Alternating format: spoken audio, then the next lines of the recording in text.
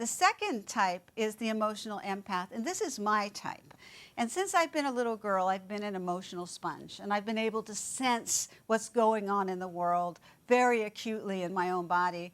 And I couldn't go into shopping malls and crowded places without getting anxious or depressed or feeling that I was taking on the stress of the people in the shopping malls. And I would go to my mother, who was a physician, and she would say, "Oh dear, you just don't have a thick enough skin." Oh, now well-meaning mother's comments. But that's not the answer. The answer is learning how to become calm and centered and not absorb the energy of others. So the upside to an emotional empath is that you have a big heart and you're very gifted at helping others. Your sensitivity makes you exquisitely passionate and open to the world and the sensual life. It's very important. You're emotionally responsive and you can relate to others. You know how to feel compassionate and put yourself in their shoes, a beautiful quality. But the downside of the emotional empath is that you're prone to depression or anxiety or fatigue because you take everything on into your body. You may have difficulty setting limits or boundaries. And how do you know if you're an emotional empath? Ask yourself these questions. Have I often been labeled as overly sensitive? How many of you have been labeled as, oh, okay, the number of you. Am I emotionally drained by crowds and require a lot of alone time to revive myself? Aha, yeah, a lot of hands went up fast with that one. Emotional empaths always want to go home. Do my nerves get frayed by noise, smells, or excessive talking? How many of you?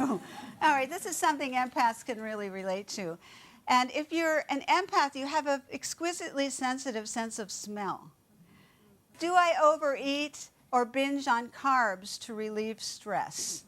Empaths often do that to deal with negativity or stress. How many of you do that? Okay, so these are all signs that you are an emotional empath.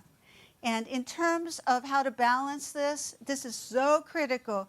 It's important to understand that it is not your job to take on other people's stress. You can be compassionate without doing that.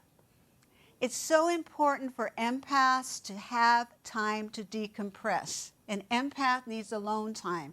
And if you can schedule that into your life and make that a regular part of your time management, it will make all the difference in the world.